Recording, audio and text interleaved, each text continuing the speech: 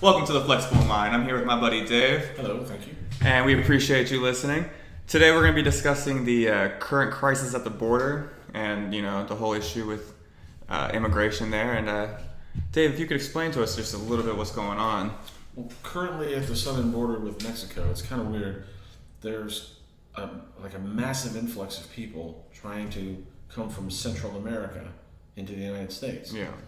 And we have laws on the books that are kind of counterintuitive that have been on the books since some of them all the way back to 2005, to where if an adult is with a child coming across the border and they are detained together, they stay together and then they go back across the border and they get deported. Yeah. But if the person claims asylum, and that takes a very long time in order to get asylum privileges, and they have to investigate, it countermands another law, since by bringing the child with them, you're not allowed to hold a child more than 20 days in containment. So essentially, if somebody comes to the border and if they were by themselves and they were crossing the border illegally, but then they got caught and said they were seeking asylum, they could do that, but they would be detained for a while? Yeah, they'll be detained until their application for asylum is either processed, granted, or rejected. Yeah.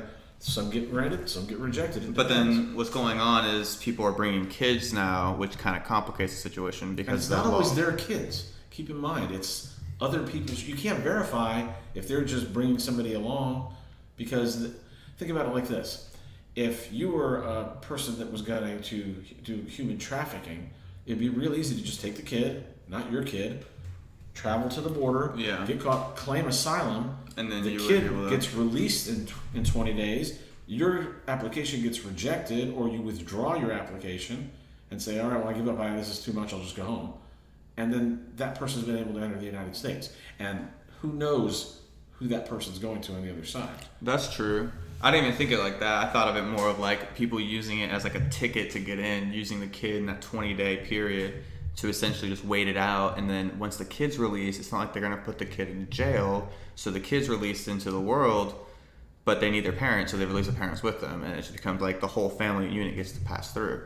But I read this morning an article that said that there were 2,000 children in the last 6 weeks who were separated from their families, and each one of those kids, that's an individual story, and each one was individually traumatized by, imagine if you're 6 years old and you just have like people with guns and stuff who are like you've never seen before. They're not even speaking your language sometimes, and they just like take you from your parents and throw you into a cage.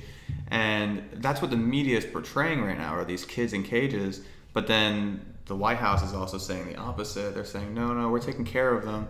But realistically, what are we gonna do? Like, if you have a family and those two people, like the mom and dad or whatever, let's say it's a legitimate family, and they go into the United States, they sneak across, and then they claim for asylum. The 20-day period, goes past, and then the parents haven't gotten approved or rejected yet because it takes like 2 months. It takes at least. Who knows how long it takes? So the government investigation. Come on, that's like the biggest hourglass in the world. Seriously, it'll take forever for those guys to get finished. So then, so these kids are being taken from their parents, and then because that 20-day period passes, and then it's like, well, what do you do? Like, the parents have to stay to be processed, but the kids cannot stay by law. Correct. So, when Donald Trump says, and I'm not a humongous fan of him, but when he says that it's the law and we're enforcing the law, he's not being wrong. And I constantly see in the news right now where people are saying that he's changed the policy and the no tolerance policy and whatnot. But when you really break it down, he's actually enforcing the law, because the law says if you cross into the country illegally, just like you would in any country, you go to jail. Try that in Mexico. You try to go to seek it in Mexico and Exactly. stay there, and then go demand all these benefits. You know what they're going to say to you? Come here, we're taking you to jail, son. Yeah. And we're going to give you some time to think about that in a nice, hot, sweaty place. Imagine if you snuck into Turkey or something like that. You would be in some hellhole prison for like 10 years. And you wouldn't be able to get any rights or be able to throw a temper tantrum about it. But at the same hand, you have real life stories where families are, whether it be for selfish reasons or because they want a better life or because they're running from violence, whatever their story might be, they're coming here to improve their lives, and then their families are being ripped apart because of this like weird nuance in the law. That's like almost saying that the bank wouldn't get robbed if they didn't have so much money in it. We literally are.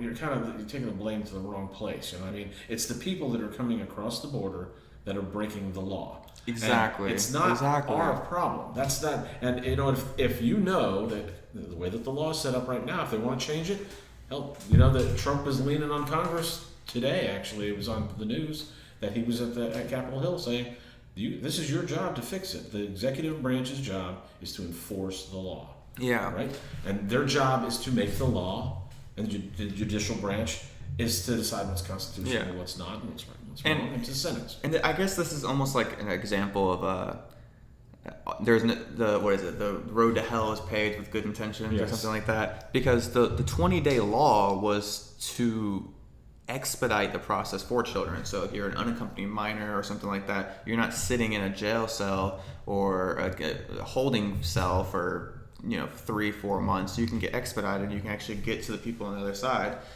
But they never thought beyond that.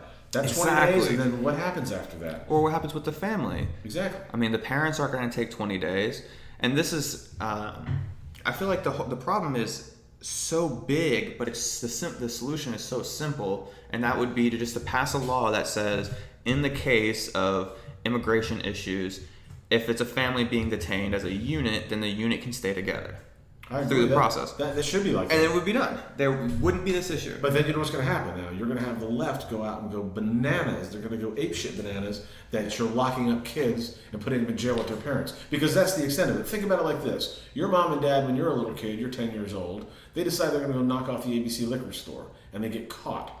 Aren't they going to be removed from you? You're going to be removed from them by the DHS people, and so they are going to take you away. Yeah. It's the exact same thing, but since you're an illegal immigrant, for some reason you get special status as opposed to every other citizen of our country. Whose country is this? No, yeah.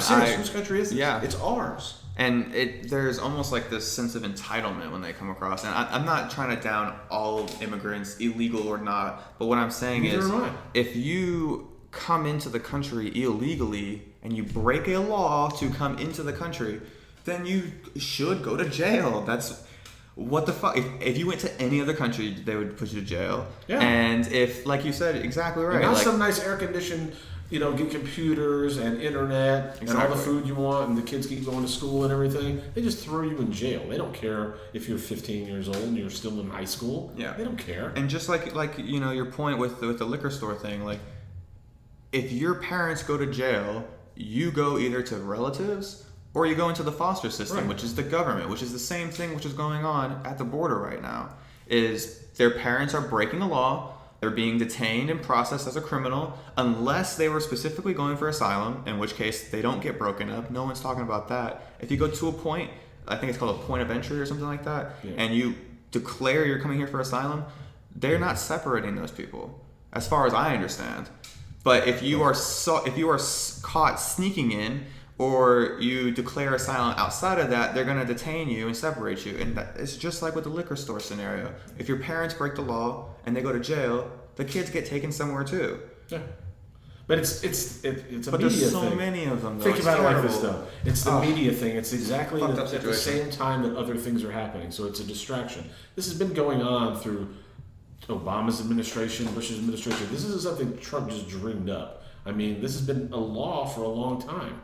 I mean, it really has, but it's being enforced by somebody that actually enforces the laws, and that's what people elected the guy to do, to stop the country from being invaded. And I think what Israel's doing, they're shooting people, dude. They're shooting people in Israel that are trying to run the border, and that's completely different. That's a big but I'm thing. it's the same. It's the same in a way because we're not even turning these people away, and we're allowing them to get the best of our compassion. Which is not right. I mean, that's really taking advantage of not just the government, but the people of the United States by who's paying for all this. Yes. You know what I mean? It's you and me and you and you and all other people out there. And I forget who I heard say this. They say we're cruel, though. We're cruel. We don't shoot people at the border. You know what I mean? No, We don't- yeah, We exactly. don't That's take true. you and throw you in jail. You know, like, hey, if you're going to jail, that's it. Too bad. Yeah, 10 people in like a Yeah. closet. The laws in Mexico are pretty strict about people that are like illegal immigrants going into their country. I mean, they'll lock you up for 5 years right off the bat. Jesus. You know, just Yeah. for doing. I mean, they Yeah. don't play around. Yeah.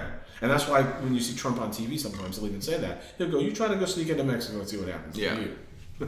But see, It's true. I think, you know, it's strange to me that, you know, past administrations, this law's been on the books for, you know, over a decade, right? Mm-hmm. So we've had at least one president. I think, you know, it's during Bush's era too. So we have 2 presidents who have chosen not to apply the law in the same manner, and people are in uproar about it right now because they're like, this new policy of what was it called? It's zero tolerance. Zero tolerance. That's right. If that policy is a new one with this administration, Not really. It's been the law all this time. It's Exactly. just nobody's been enforcing it. That's kind of like think about it like this. This is the way I think about it. This is why I don't like the government involved in everything in the world. If the government decides that we're not gonna go after people that burglarize your home because it's just too much of a pain in the ass. I mean, we're not gonna catch them for the most part. Your shit's gone. Go buy new stuff. That's what they basically tell you anyway. Okay. I mean, they don't. I've had my house broken into. I never saw it twice. 2 Yeah. times. Never ever saw the stuff again. So I mean, it's like, what if they just decide they're not going to do that anymore? I mean, you'd be up in arms thinking, hey, you know, it's like, now I got to protect my own stuff. but is the president even allowed to do that? Like, as I understand it, it's the president's job to execute the law, not to, have this, how can I say it? Like executive jurisdiction in discretion. You know what I mean? The president can choose which laws to apply and which ones to, partially apply and do No. this. That's my point. So either past administrations have been selectively choosing which laws to go after. And I mean, this kind of goes to the whole thing with Obama and the weed thing. He's like, yeah, the states can do what they want, but federally it's illegal. And he could have and probably should have. I mean, wouldn't support it, but if we're gonna have the president do its job according to the laws that Congress passes, then he should have been raiding all those places because it was against the law. And the same thing, here is they need to be applying the law because that's what the law is. And Trump was saying, if you want the laws changed, Congress needs to change them. That's like, I mean, the police. The police are tasked with doing things that they don't want to do a lot of times. You know what I mean? But that's I'm their not job. advocating for That's raiding their job. dispensaries. I'm just saying. No, you're right. But I mean, it's, they you have to really should apply get the raided. law. You have to apply the law consistently. You can't just pick and choose which ones that you want to enforce. Well, I guess they're doing it. I mean, realistically, the government is unlimited. They do have their limitations, and they're picking the things that are the most important right now, which is this illegal immigration that's out of control. My family came here illegally through Ellis Island in 1903 or 1904. It was a long time ago, and I mean that was the legal entry into the United States back then, and they did it the legal way. And if the United States the Congress would actually make policy to where it was a little bit like about 5,000 times more efficient, that would be a lot easier. But they won't do their job, and I have a feeling that a lot of this is Trump is making these people do their jobs, and since you tell them to do it, they won't do it. So you force them to do it by doing this because it makes them look bad. The election of 2018 is coming up quickly. Yeah, but I think this reflects far more poorly on the administration than it does Congress because no one. It's their job to fix it. He can't fix it. Chuck Schumer today. I mean, he doesn't have to have this policy. He could tell Jeff Sessions, "No, dude, chill." I think That's been the problem. problem though that we've had in the past is that's the way things have been run. We're just going to let an uncontrolled flow of people into our country. It's people that have forgotten about 9/11 and the next disaster is probably not going to be airplanes flying into buildings. It's going to be something different. Kind of goes to my point of those 2,000 kids I was talking about earlier in this article I was reading this morning. It said in the last 6 weeks that 2,000 kids were pulled from their families in, like the 6-week period. But when you do the math, okay, let's just say there are 2 kids per family. probably more, maybe less here and there, but let's just say average 2 kids. That means 1,000 families. Now, if you just use the standard number of 4, let's say, so you have 4,000 people potentially across the border in the last 6 weeks. So minimum, like that's probably a rough estimate, but those are the people who were caught. So when you start thinking about, okay, you got 4,000 roughly people who were caught in the last 6 weeks who are a part of this whole media frenzy right now, and then you have how many others who weren't caught, and then you extrapolate that over the year, and you come up to like 100,000 people a year who are crossing into the country illegally. I'm sure it's way more than that. Yeah, I mean, and how do you get those numbers is kind of difficult because they're doing it illegally, so you can't just like get a good census number on that. This is where they're getting forced now into Congress, and I mean the Senate is really under a lot of pressure as well too, because like you have Chuck Schumer, who's the Senate minority leader, Okay. and he bucks everything. He is literally an obstructionist, like what they taught you when you were in like 4th grade and you learned about U.S. government, and they said they had the obstructionists back in the day. It's the same thing now. It really is. I never learned about that. Well, it was like they had when the United States was first formed. They had a lot of people that still wanted to be part of England, and they wanted a king and everything. So there's still people like that are kind of like, no matter what, they're always going to fight against it. Chuck Schumer today was on TV saying, "I'll give you my pen, Mr. President, if you sign an executive order changing this." And what the president told him is, no, this is your job in the Congress to fix these laws that are messed up. If after 20 days we have to release somebody into the United States because their parent asked for asylum, that is a loophole, and you need to fix it. I can't fix that. I can only put a Band-Aid on it. Yeah. And he's making them fix it, which is their job. It's their job. That's what we elected them to do. I mean, like I was suggested a few minutes ago, maybe we like propose a little bit of like additional legislation to change the circumstances a little bit, because it is wrong what's going on. Like, Yeah. I've seen some of these videos and some of these pictures, and it's terrible. It's like you have a 6-year-old who's going to be freaking petrified for like years to come. They'll have this trauma that they're just living with forever from like their first moments coming into this great country. And I'm sitting here going like, that's not a way we want to like represent ourselves as Americans in That's their parents America. bringing them here. It's not our fault that happens. It's their parents' fault for doing that. Like your parents taking you along on the ride to knock off the liquor store. Yeah, and then what do you do? It's their choice for that to happen. They kind of know that if they get caught, this is what's going to happen to you. I mean, it was on MSNBC, oddly enough, that they had a Spanish reporter speaking with some kids that were in the detention center. Yeah. And it's not some cage like the propaganda news makes it look like. No, right? it's just like dividing fences and It's stuff. it's like a gymnasium is what it looked like these kids were in. And she asked these kids, "Did you know that you were going to be separated from your parents when you snuck across the border?" Then they admitted they knew they were sneaking across the border. Yeah. And she asked them in Spanish if they knew that they were going to be separated, and they said no. And the next question was, "Would you have done it knowing this?" And both kids said, "No, probably not." So I mean, Damn. they don't want to be part of this. I mean, they're kind of being dragged along into this by their parents. That's terrible. It's like It's terrible parenting. Yeah, but on the same hand, I mean, what do these kids? What are their options? Like their parents are deciding to do something. They're not just going to stay in Mexico, so they're going to go with their parents. I have a crazy idea. I mean, this might sound crazy, lunatic, fringe, but how about the Congress get off their ass and go do some legislation in a real hurry to fix this, to make it to where the 20-day rule doesn't apply, to where they're almost forcing the executive branch to separate these people. If the executive branch follows the law. Yeah. And if the executive branch doesn't follow Okay. the law, that's a great way that crazy Maxine Waters would say, impeach 45! Impeach 45! She could say that because she could say he's not enforcing the law. Yeah. I mean, it's a no-win situation. So you do it because you're supposed to and that's your job, and if you don't, it can be used against you. So I mean, I can understand the position that the president is in. He's just telling these guys, your job is to do all these laws. Do it. Instead of going on recess and taking vacations and going campaigning and doing all this other nonsense, it seems like these people get elected for 2 years and they spend a year and 10 months campaigning. They don't seem to get anything done in the House of Representatives. Yeah, and they don't have to seem do anything. all kinds of stuff for fundraising throughout the year.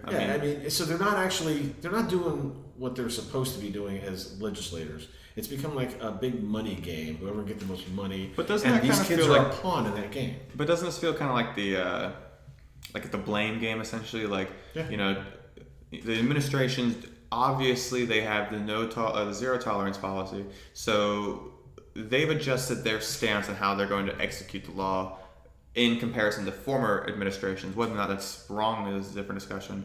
But then, you know, Dave, it's such a bad issue, man. Like, what the fuck? Like, how do we reconcile taking kids away from their families because of some nuance in the law, and then, you know, like you said, we should get Congress off their ass, but like that's not gonna fucking happen. It's going to have to happen because the election's coming up, and if these people want to win re-election, they're not making it easy for themselves by not doing what they're supposed to be doing. It's their fault that this loophole exists in the first place, and it's not up to the president to write some executive order like Barack Obama did for everything. That's why everything's being undone, because he just wrote an executive order for everything.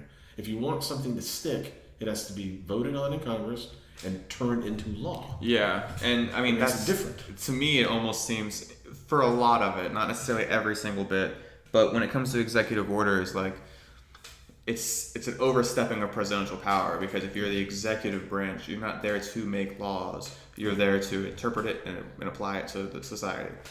But if you're able to write executive orders for every little thing, it might make it easier to govern for sure, but then you're just overstepping the boundaries of the presidency. Yeah, look at the DACA program. Wrong. It's an unconstitutional thing for the president to do, but he did it anyway.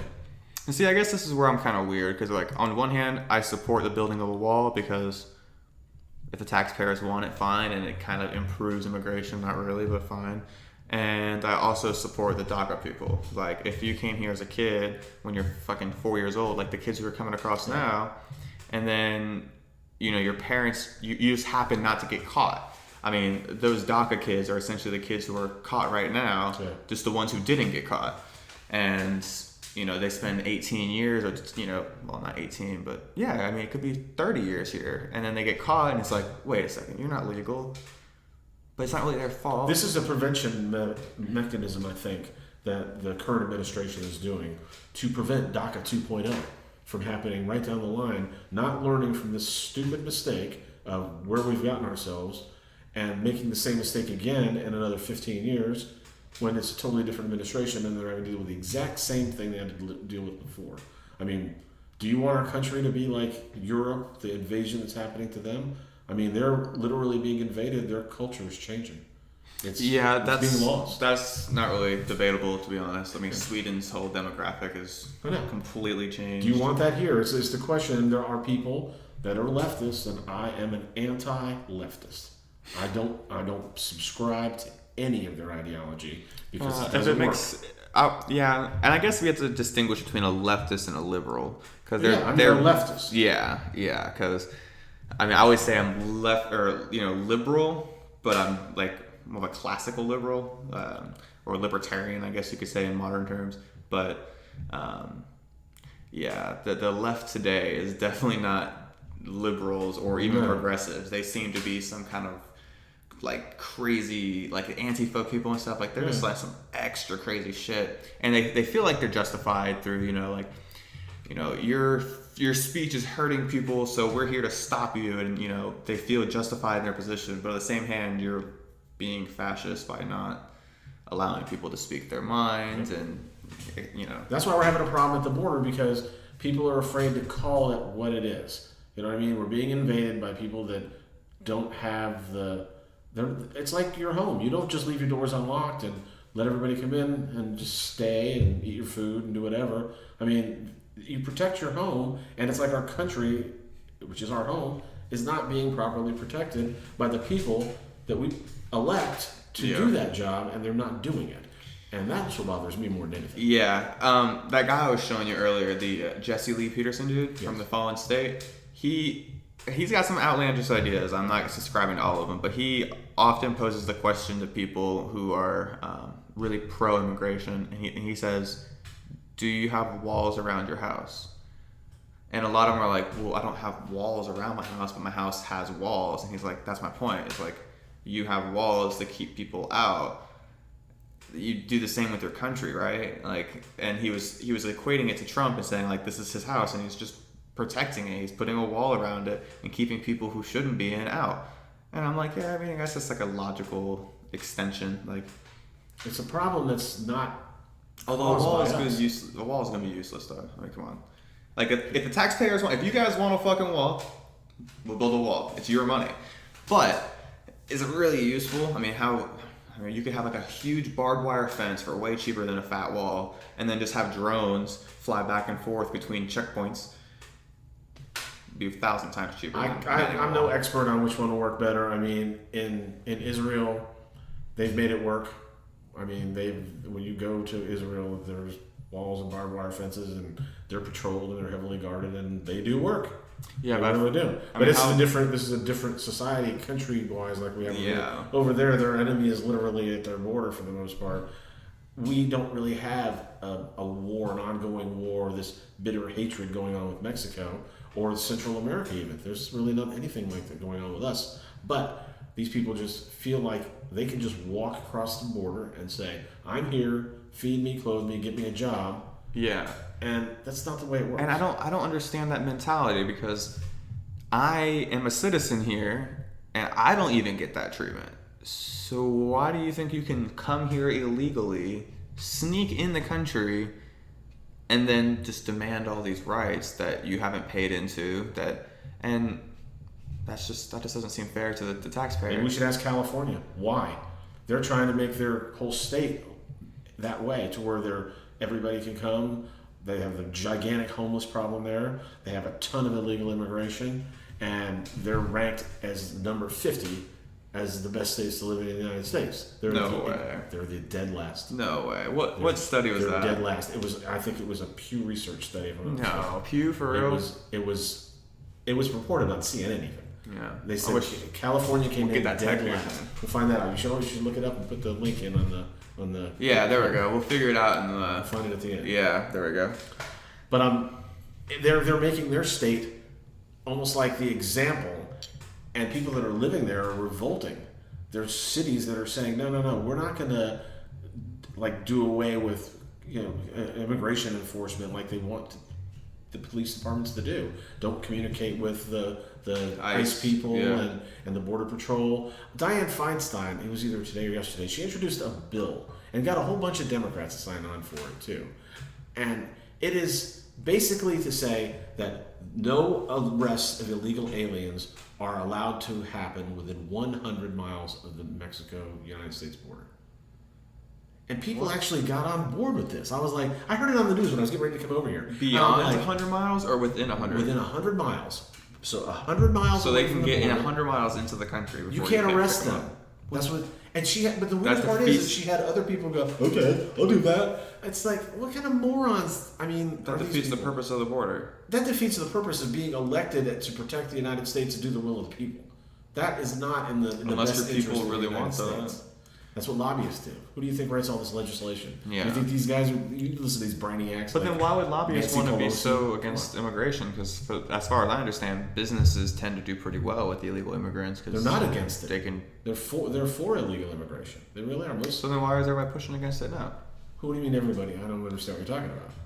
Well, I guess that's true, because it is just the administration right now. Congress has been kind of sitting on its hands. The people have been wanting the DACA problem solved. They wanted the border problem solved, and Congress they just seem to just want to go on recess. And I heard that at least for this upcoming August recess, they're not going to take it until they got all these people confirmed that Trump administration has put forth, and they're going to keep them there. And so I guess you watch how fast they get off their ass and start doing it. Yeah. So if they're motivated properly, these idiots in Congress can actually do it. And I think part of what Donald Trump's doing right now is doing that. He's lighting a fire under their ass and saying, this is your job. I'm going to go on Twitter. I'm going to go on TV, because these people will broadcast anything I say. Yeah, they do give him like a. He definitely is not like the previous administration that says 10 questions only or have all these rules. He walked out on the White House lawn a couple of days ago because, the Fox and Friends on the lawn in the morning filming, And they were like, he's like, oh, out there. He saw through his window, went outside. He was out there for 50 minutes answering questions. And they were asking him, it was embarrassing, I think, to the press. I felt embarrassed. I'm like, man, people in other countries see this. They got to think, our press is a bunch of idiots. You know what I mean? They really are. They're so stupid. They're asking them the stupidest questions I've ever heard. Why does the president have an hour just go mingle with the news anchor people? They were at his house. But they're outside his house, obviously, right? They saw, hey, you know what? If he has the time, most presidents try to stay hidden. And I like the transparency. At least you know what's going on. You know, the Department of Homeland Security, they're telling you up front what the policies are and why they're doing it. This is not some cloak and dagger. We're hiding, you like your doctor, you keep your doctor, but you really can't. This is a real thing that they're showing. This is the problem at the border. These are the idiots of Congress that are responsible for fixing it. If they change the law, we'll change it tomorrow. But if they don't, we're not gonna. So that's then, the force they needed. That was the fire they needed. So then why is it not being received that way? Because obviously that's the narrative the administration would like to put out there is, this is the law, we're executing the law according to the law. If you want to change, you got to change it. It's not our job to change it. Because it's politically incorrect a lot of times to tell the truth. I mean, you watch some of these people talking in Congress. I mean, I watched Nancy Pelosi babble on, and I know she doesn't write any legislation. She can barely even put a coherent sentence together. So these people are not the geniuses that they come off being. They're really not. So I mean, they're doing a terrible job, and I think they're being forced now into doing their job. Well, I hope so, but you never know. I mean, maybe they just sit on their hands. But I mean, the election is coming up soon, so maybe they need it, maybe they don't. I think it's in their best interest to do something about this. And they had a meeting today at Capitol Hill with the president, so we'll see what comes of it. Oh, did they? They did, and it was with the Republicans, but they're going to have to move. I mean, they really Do you think to some degree then that this policy was implemented as a political move then? I believe to an extent it was. So that's kind of fucked up if you think about it. Like, you're willing to separate all these kids from their families in some of the most traumatic ways possible, and then at the same hands, it's all for political plays back home. But then this continues forever otherwise. So it's kind of like you got to break a few eggs to make an omelet. Some people are gonna. It's not all utopia and like Sweden, but they thought it was going to be. You know what I mean? It's not. It's not that, because obviously that changed there, and you can't make everybody happy all the time. You just can't. And to believe that you can is an effort in futility. It really is. I mean, you can't make everybody happy all the time. So unfortunately, the people that are breaking the law are going to have to bear the brunt of this. That sounds common sense, but when you say it to anybody on college campus, that has a degree in whatever gender studies, I mean, they freak out and they consider that an attack, and it's not, because it is the law. It's our country. It's not their country. You don't get to come over here and complain. I think it's odd that people stand in the streets with signs saying illegal and proud of it. You know what I would do? I would be like, okay, all those people, go arrest all those people. Yeah. They're confessing. It's like they're breaking a law. Yeah, and they're that bold about it. It's like they have no respect for our country. Yeah. You have to have respect for the country. See, I just don't understand, because, so I was talking to this girl on Facebook, and hopefully I can get her on the show at some point, because we often go back and forth, and she was saying something related to this issue, and she used the term unauthorized immigrants population. And I replied, so you mean illegal immigrant, right? And I guess, what I'm trying to associate there is, there's a certain mentality, especially on, different college campuses that I've seen, where they are, I don't want to use the word PC and stuff, but they're being so politically correct that they're not even willing to speak the truth because the truth might offend. And that is fucking pointless, and that's why this podcast is being made, because if people think words are offensive, man, they're not gonna like the world's gonna be really rough on you if you get offended by every little thing. You can't go through life being coddled by your parents and the school system, and then go into the workforce and expect to be competitive when you're a big crybaby. I mean, you're not going to, and that's a lot of the reason why this whole thing about the border has not been addressed. Because people have been so scared of the backlash, politically mostly, that they're going to get from it. So they haven't done anything about it. It's not just Obama administration Yeah. and the Bush administration. I mean, all the things that Trump is saying now, I've seen in speeches Bill Clinton saying the exact thing about closing the border and controlling immigration, and I mean he said the exact same thing. Yeah. But Clinton says it and people cheer. Trump says the exact same words. I honestly think he plagiarized them. He just stole it from him. Because it's like the irony in a way. It's like, I said the same thing as your husband did, Hillary, and they were cheering him, and now they're cursing me, and I said the exact same thing. Yeah. Look it up. It's like, it's kind of odd, but it's a political football that these guys keep hiking around, and I think that this might be a short-term painful thing for Congress and the president, costing a little bit of political clout. But if it fixes something in the long term, I think it's worth it. And we'll be right back. Thank you for listening. Stay tuned for part 2.